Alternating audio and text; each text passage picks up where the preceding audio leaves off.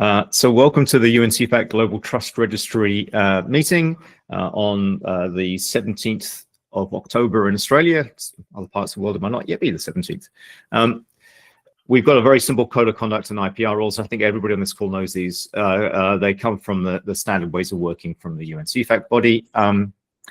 The agenda that we went through yesterday and we'll go through today, will accelerate some parts because we won't need to dwell on them as much as we did on yesterday's meeting, is brief introductions if they were necessary.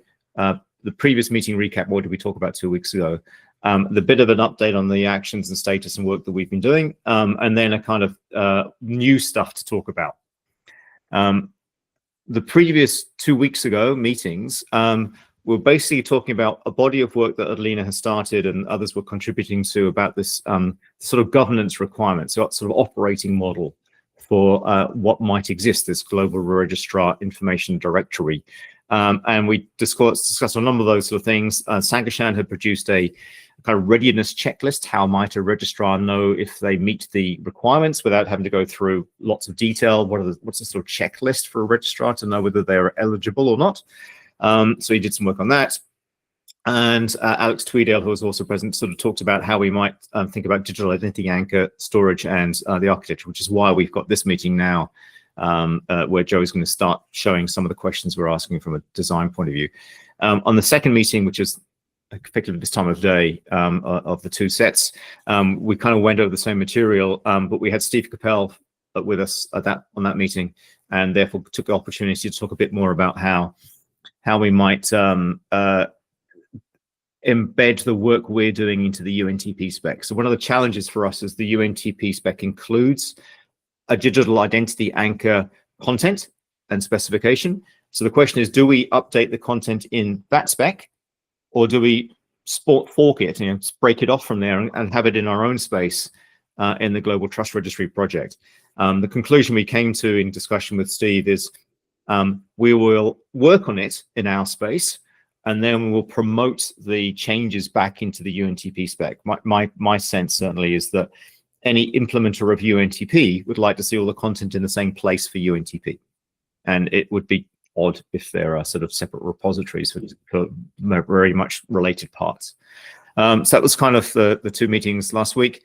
We've been running a set of actions to try to keep ourselves honest about what we've been doing. So this comes out of a spreadsheet thing, but these are the actions we're working on. We've basically closed the number that we started 2 weeks ago.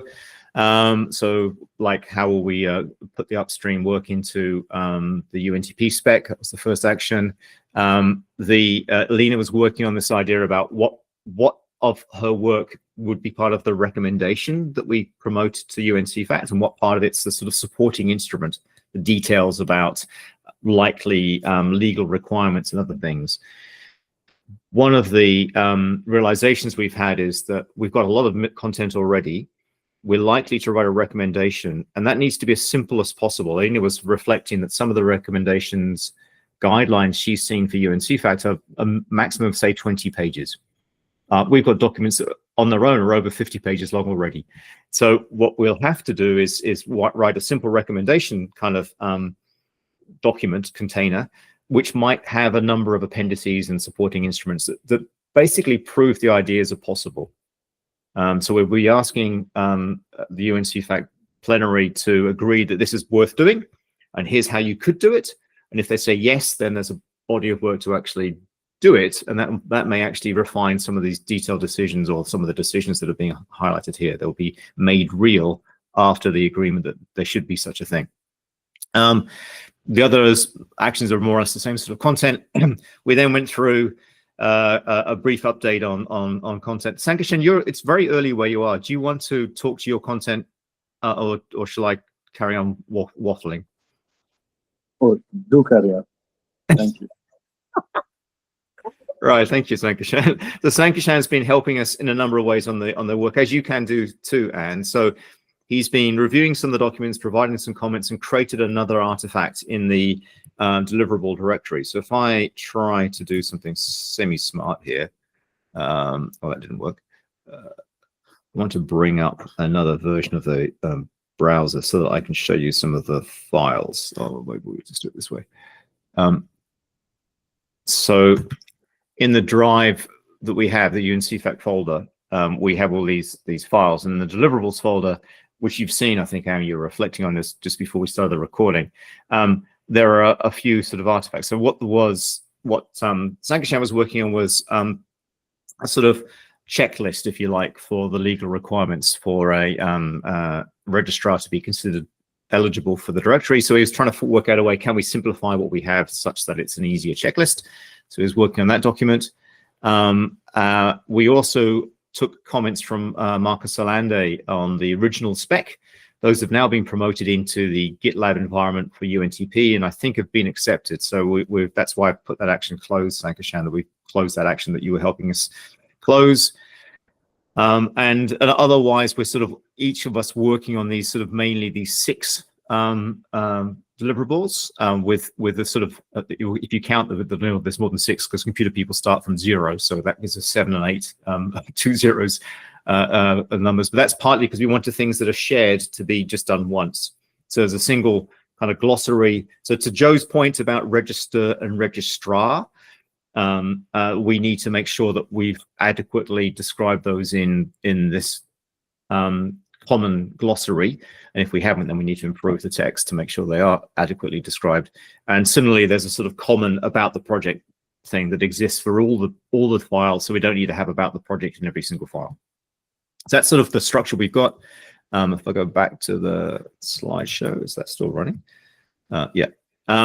So that's what was being done by Sankashan. Alina's done a whole new body of work looking at how, I'll go back to this thing here, how might the eligibility requirements and the governance procedures be merged, or should they be? Because inside the governance procedure document, you'll find there's an eligibility section. And I reflect, well, that's a bit of a repeat of the other document. Is there a way to simplify? So we're looking at whether or not we can simplify the structures. My conclusion now, after yesterday's meeting and working on our own another space for this project, a GitLab space under UNICC, is keeping these files separate isn't such a bad idea at the moment, because it gets difficult to manage otherwise. And I go back. So that's what Alina walked through, kind of the work she's been doing on new structures and the requirements and so on. I have been doing a whole body of work on CEFACT, the bureau, has computing environments available to it through UNECE, but that turns out to be not very high availability. For whatever reasons, it only manages about 80% availability, and it seems to be down during the Australian working day. So it's been frustrating me for a while. But another part of the UN has a UNICC, and if I might be able to show you that. So UNICC is a GitLab space that the UN has in its own infrastructure that has very high availability, and all of the UN CEFACT projects. Have you seen this from UNTP already, Anne? Have you seen this sort of thing? Okay, so UNTP is here as a spec. It's now in the GitLab environment. We've begun to get our GTR environment up and running as well. I've creating this site out of Docusaurus, so it's still got all the hangovers of a Docusaurus site. I'm just hacking away at what you get from a Docusaurus site, but I have already got the documents that you saw in the Google Drive in here as markdown files. And what I suggested yesterday, and I'll repeat again today, is for most people, I think it's easier to work in a sort of a Google document space, add comments, and rather than in a GitLab space where you're forced to think in terms of issues and pull requests or merge requests and everything else, and it's a step away from most people's comfort zone. So we'll carry on working these documents in Google until we get them relatively stable, and then we'll put them into the sort of markdown GitLab space, and that'll put them into the same sort of, I guess, the same sort of environment that the UNTP spec itself is in. And that was, I think, about it, wasn't it, Joe, of that update? And then we got on to pilots, quickly on pilots. So the 4 countries that are expressing interest. Spain has got a approval to go ahead with the pilot, so they're very keen to go ahead. And what we're trying to do is to say, well, maybe these pilots should talk to each other. So Spain on its own, perhaps we can do a pilot where, because we've got Spain interested, we've got Canada already from the beginning expressing interest through the British Caledonia BC Gov kind of people and the mining interests of the critical raw materials interests. You've got India interested in participating most of the previous session evenings for us sessions. And potentially we can get the Netherlands as well through a commercial sort of business registration interest. So we may be able to pull something together, kind of global thing. But the idea was at least 2 pilots. What we've done is created some forms that lets people express interest in participating in a pilot. So this is just showing you what the forms have in them at the moment. So a few people expressed interest. We've got some use cases about what the type of pilot might be, and I notice yours is in there as well. So the idea is that those that are running a pilot will express what use case they're trying to demonstrate. And we just need to think about the use cases so that we could write them up in a way that makes sense and run the pilots in a way that makes sense. And then there's a whole discussion on what benefits there might come out of any of these things. And we had yesterday a fairly animated discussion on why would a registrar want to be in the directory. It was asked by a new joiner to the group. It was a good question, and we were sort of beginning to express the reasons we believe registrars will be interested in being in this directory and the benefits that they and the supply chain participants would receive from this thing being existing. And then I can stop talking and I can hand over to Joe. Joe. That was an interesting discussion. And to Anne's point, I'm assuming, John, just a question from me on the pilots.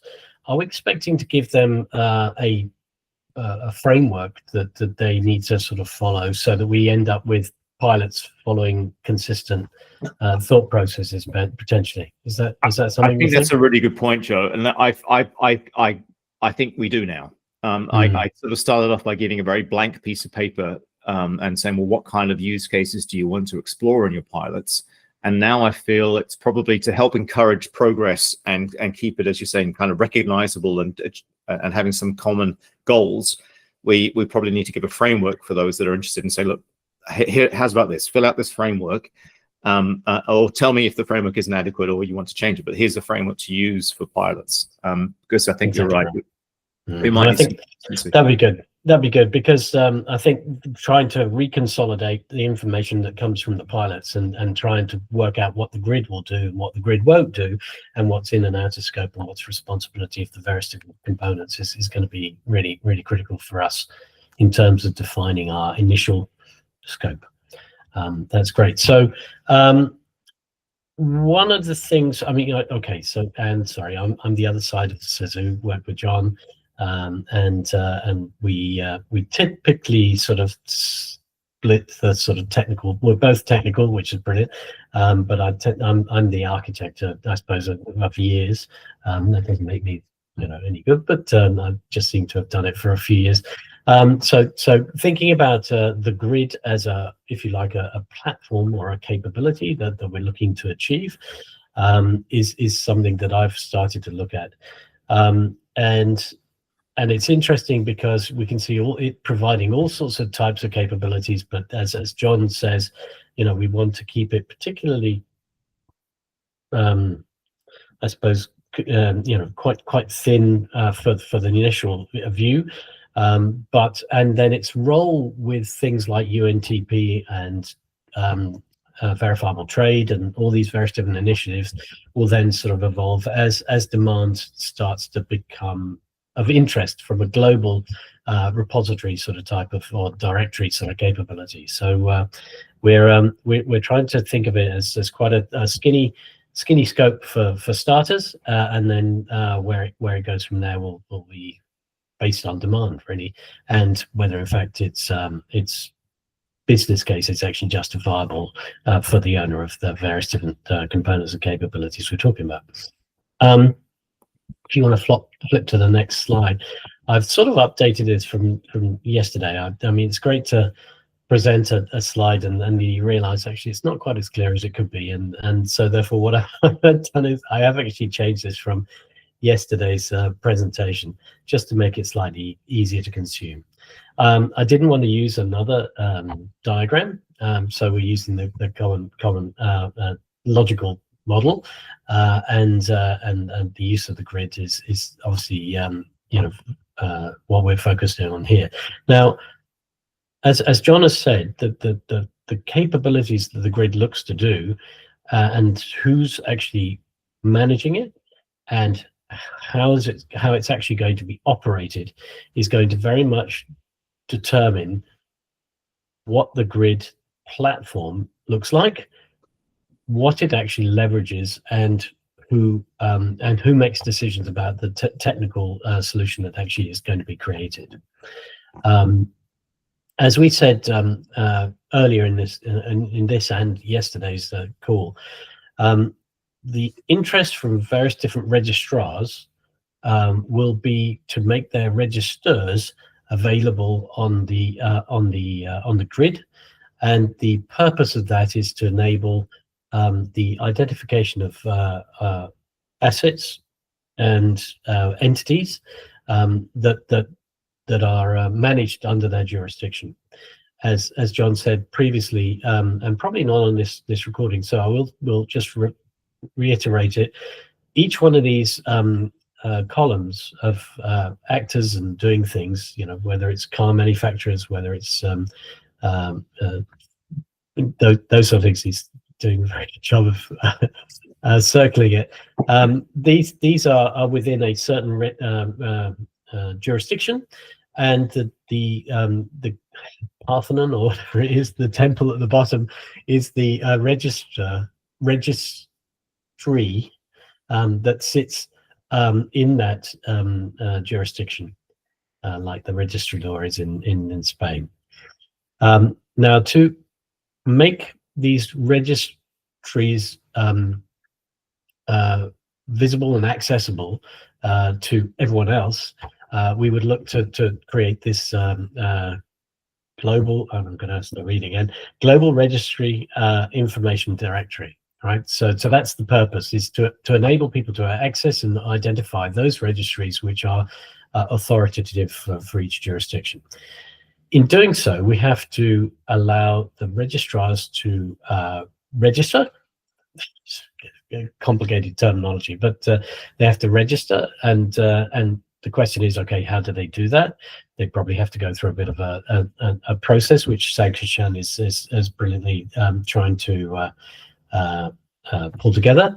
There has to be maybe a supportive activity that needs to help them register. We need to probably identify the registrars as well, and and help them to onboard to the grid. We need, so therefore that registry recognition is part of the process that the grid operators would actually do.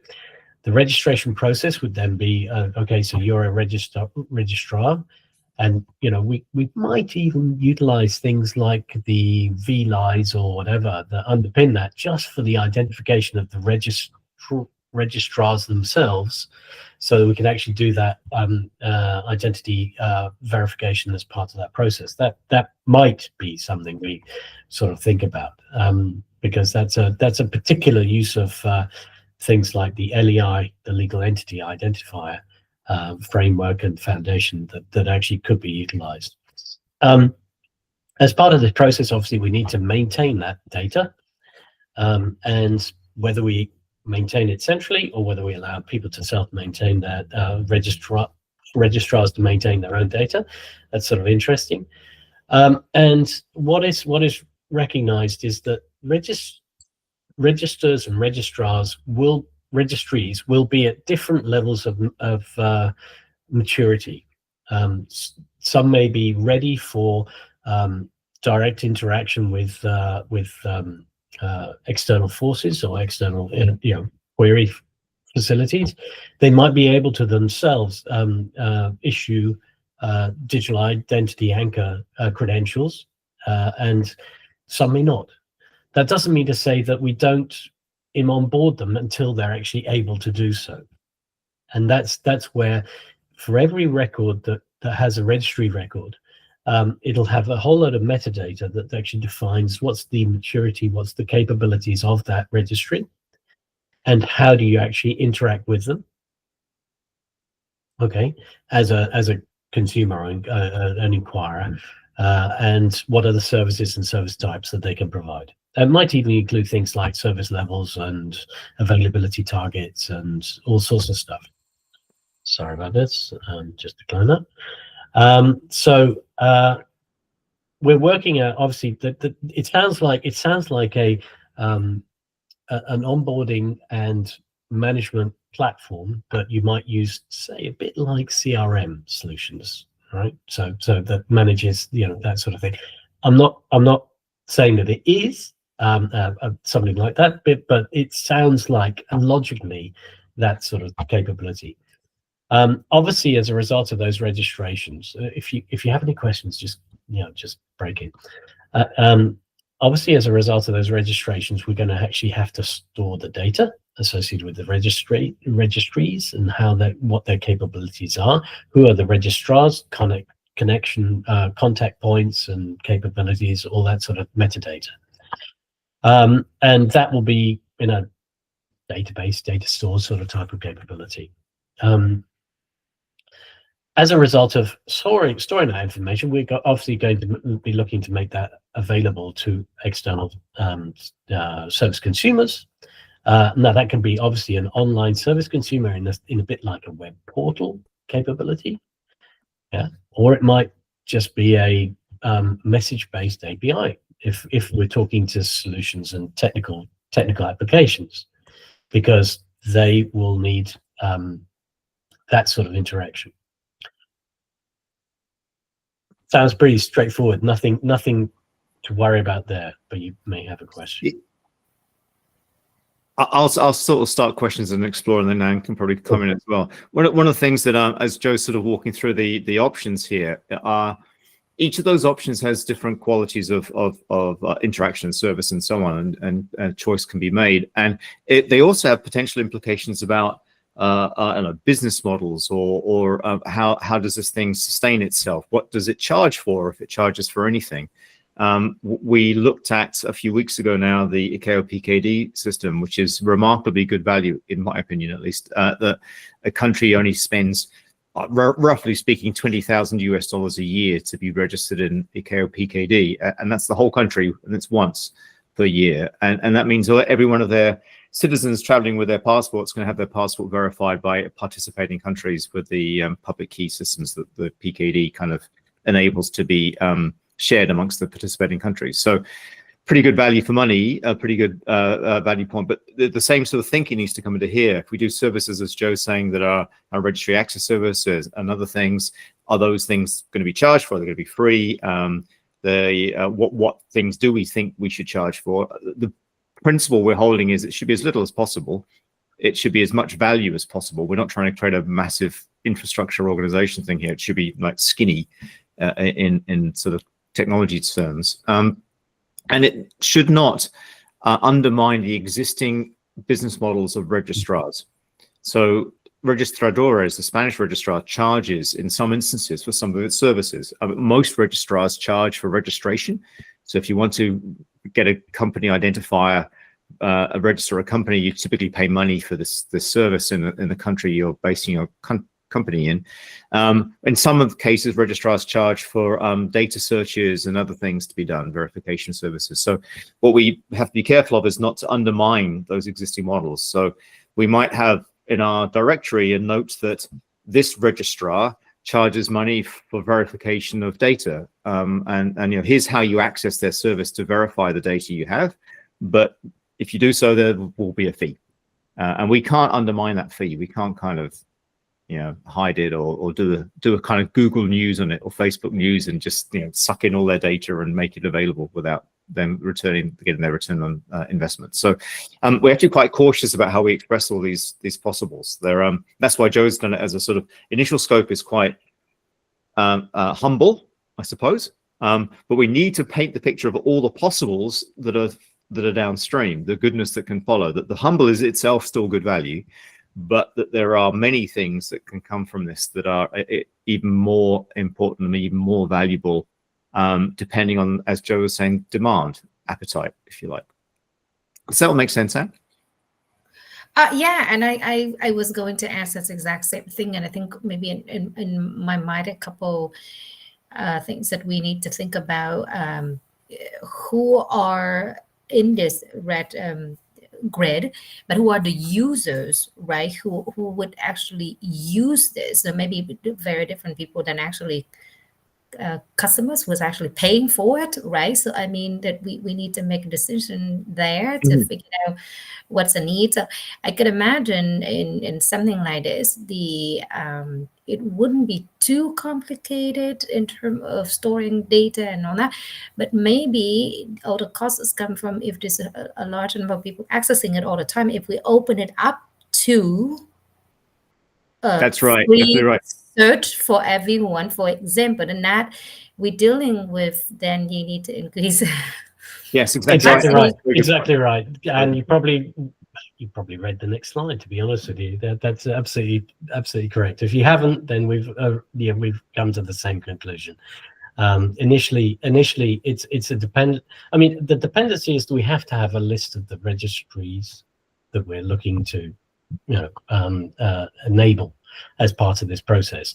Then what we do and how we serve the community about what it is that they're looking for is something quite distinctly different, because we may have to provide access services or distribute data services elsewhere, depending on who wants the data, what their service levels are, what the specific data they need, what's the real-time nature of it, all those sort of types of capabilities. And as demand as demand comes through, we'll have different mechanisms of making that data available to it could well be applications, applications themselves, or just information service providers that we sort of support as well. So, for example, and one of so if I look at the potential future scope, right, and this is really sort of out there, but we can sort of see the demand sort of coming through the door, is that we may have to support registry queries, because the registry themselves is not actually able to do that. Or we find that the if you like, the diversity of registries makes it actually very difficult for the provision of a unified or consistent a query capability back to the consumer ecosystems and so forth. So, for example, if you can imagine someone's trying to do UNTP based supply chain, they may need to get consistent services across various different registries, which themselves are not able to actually sort of do that change. So it could well be that the grid stands in the way and provides sort of inquiry services, and that's what I've called grid services in that sort of space. It might be. The next one is when we're looking at things like UNTP, the DIA mechanism for authenticating entities or information associated with the UNTP activities may require, and UNTP has sort of called this out, they need a register whitelist so that they know which one is appropriate for this particular supply chain scope. Now that means that, of the list of all the registries we have. Another thing that I would imagine, I guess,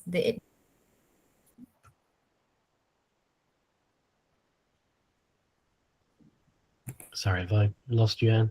Sorry. I've frozen too. It may just be me. No, I think it might be Anne. Anne, are you still there? Yes, sorry. Let me cool. I think no, that's cool. just there for a second. I was just saying that we wouldn't know for sure all of the problems until we actually go further and probably implement something. But I could also imagine that to get the interoperable or some sort of consistency from one registrar to another, like for example, two different countries, even the names of the registrars would be completely different, the terminologies that they use. So I'm trying to anticipate if that would be that sort of problem that we need to deal with at some point as well. Exactly right. Exactly right. I think the provision of consistent services across all the different registries that are being utilized for the same and different supply chain capabilities and other capabilities as well is something that that we need to over time hope to support, because at the moment we might imagine that the grid is about discovery in effect and information sharing about each of the registries. Sorry, it's easier if I put mine off as well.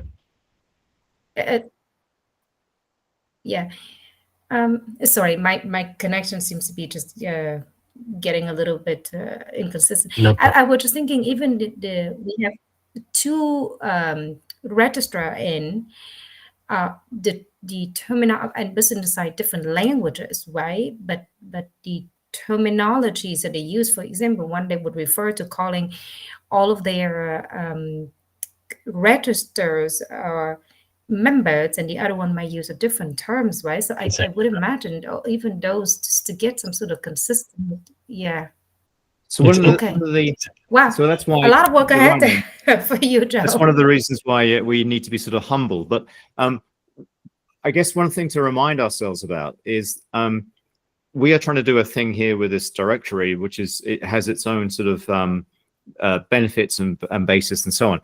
Separately and importantly, the UNTP has defined a thing called the digital identity anchor. The vision for UNTP is that registrars issue DIAs to supply chain participants. Those DIAs are the things that include the way that registrar recognizes that business, the identifier it uses. And that business then presents that DIA to its customers when it's providing supply chain. So this idea about the standardization. We don't need to standardize except in the structure of a digital identity anchor. We don't need identifiers to be the same structure. Exactly right. And we will never impose on registry definitions anyway. So in effect, what we're saying that DIAs will be an alternative, if you like, a credential that enables entities and assets under management within the registry to be recognized and that information shared. But so that's like it's like Joe was saying, it's like exactly right, Joe. It's an and what is you could say is true right now categorically, and it might sound a bit negative, but it's true, not a problem. No registrar in the world currently issues a digital identity anchor. That's right. So this project Grid has to start from a realization that there are no registrars issuing DIAs. We might still have a grid that recognizes what registrars do issue and how they issue it and so on. And we might recommend that they issue DIAs, and hopefully over time more and more of them issue DIAs. But that's the sort of roadmap idea that Joe's sort of working on here about initial scope and potential future scopes.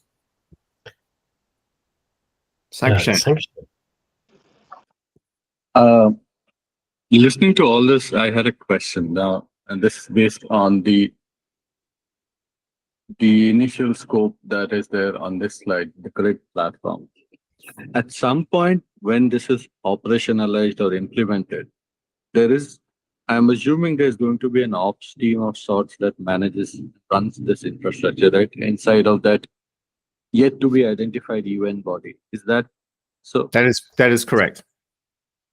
And then how do we, or is it the remit and mandate of this group to be able to create for them the specifics of the technology architecture that helps them get up and running with this Grid platform?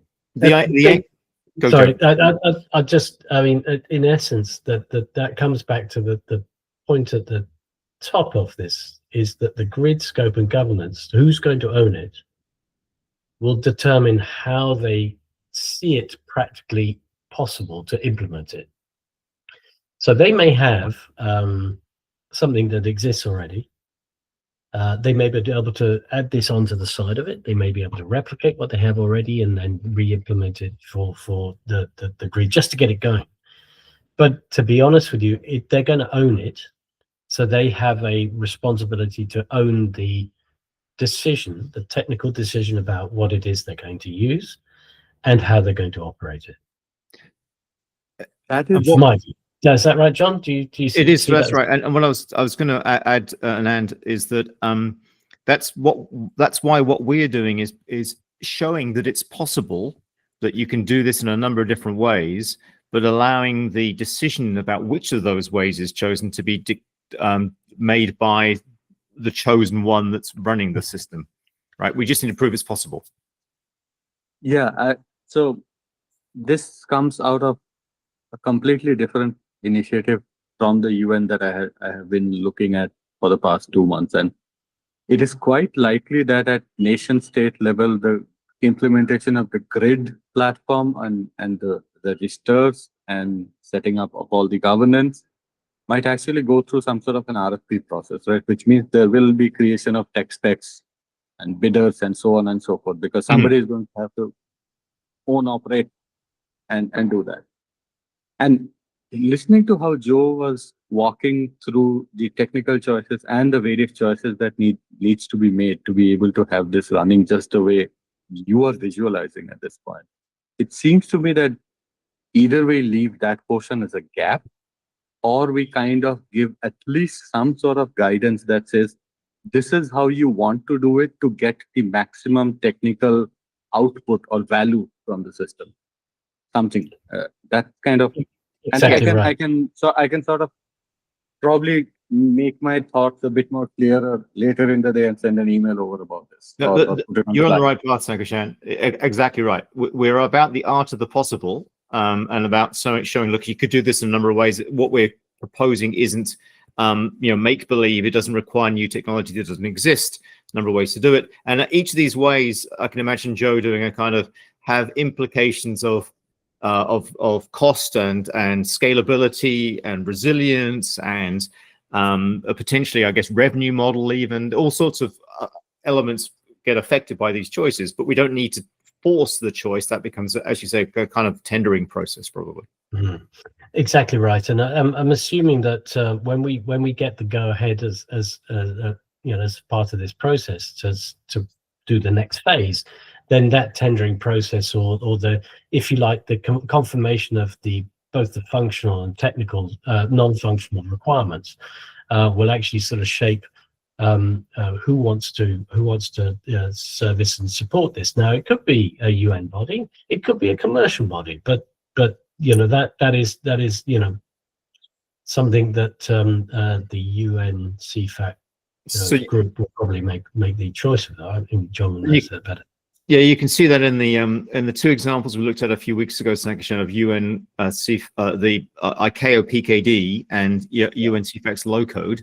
So ICAO PKD is a self-sustaining, self-funding service where it's a UN agency that's the overall governance body for it, but the operating service is provided by a contractor, effectively by a company that's won the contract, and that contract is renewed or re-tendered every, I think, 2 years or 4 years. So there's a period of time that the contract lasts for, then it gets tendered again. So they've got a whole engine to work out who's looking after the system, who's looking after it next, what changes we need to make to the system, all that kind of stuff. But the governance is still within the UN, and the operation day to day is under contract. Whereas low code, UN CEFACT low code, they try and do all of that kind of in-house inside the UN, with the UN delegates from each country participating in updates to the low code list. And that's turning out to be a bit of a burden and a bit of a challenge in terms of the technology that they've got to service the low code list. So we're more likely to recommend to go towards an ICAO PKD kind of thing, as you were saying, Sankashan, which would probably mean a tendering process, than we are a self-sustaining the Bureau does it itself model. The challenge is that the business case and the operating model will have to fund the demand, or take the demand in and fund the creation of, or the extension of what it is that we create. Yeah. And that's Yes, what it has to do. The current wishful thinking that is going around, that digital public infrastructure meant for the goods will somehow magically sustain themselves over a period of time, is not tenable. So, No, exactly right. I think we'd agree. And it doesn't have to be very big. It certainly doesn't have to be very big. In fact, we'd need to keep it very small. But it needs to be trustworthy and operationally, efficient. So that's fine.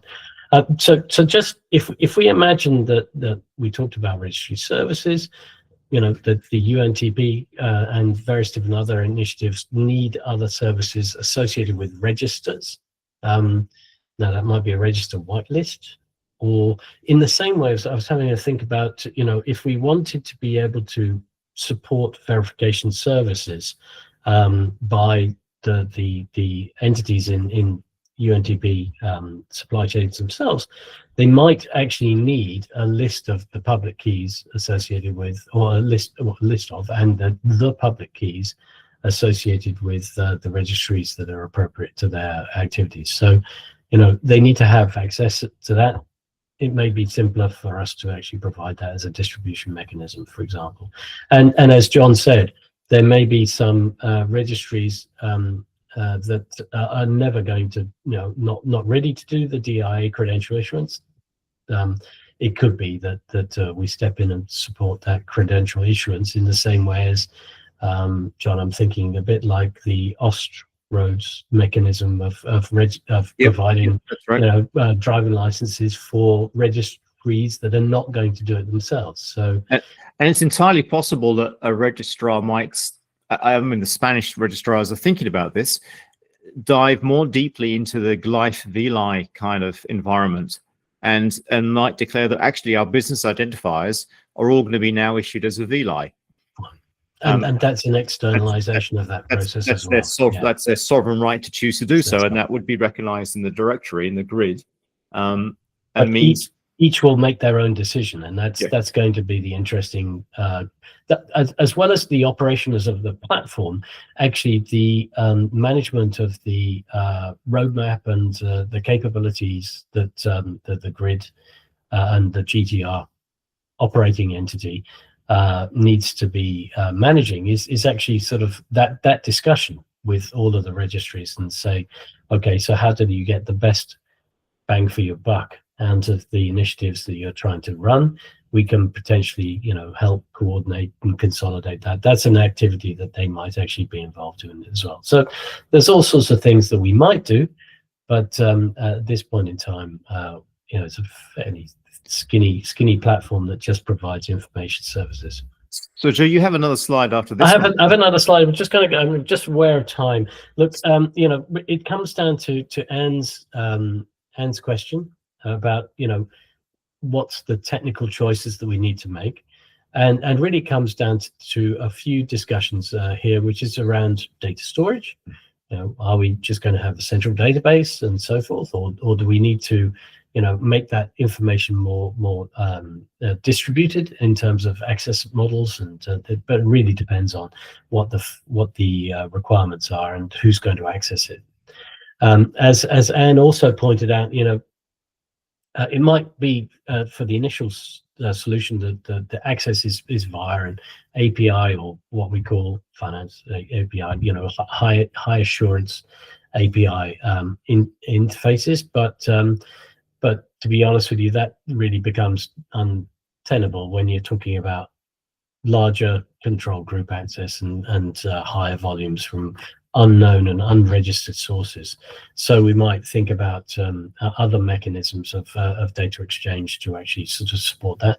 And the trust spanning protocol might be something we want to learn from in terms of the TOIP, what's developed from TOIP. Protocols, the actual interaction mechanisms and the messaging models.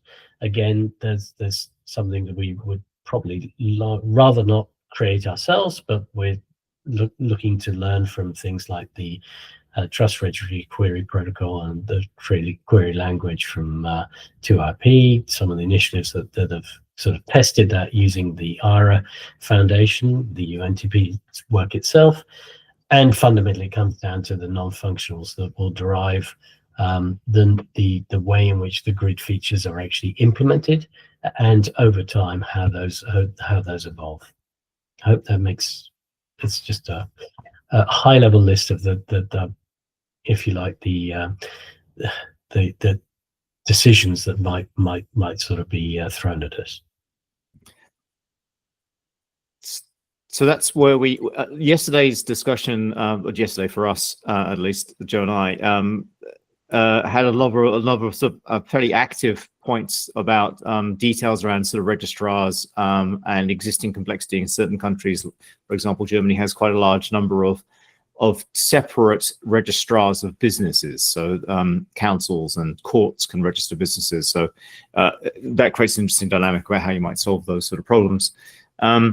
But the aim of this is that we're trying to show that these problems are soluble, not saying this is the way that they must be solved in general, because we're aiming to leave enough wiggle room for this recommendation to be acceptable. It can be done. But as Sankeshan was saying, and others have said as well, is that the decisions might then become a process of tendering and selection and so on, rather than dictation.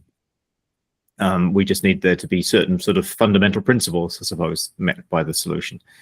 So that was it. So to your first question, before we start recording, Anne, what can you look at and work on? Everything.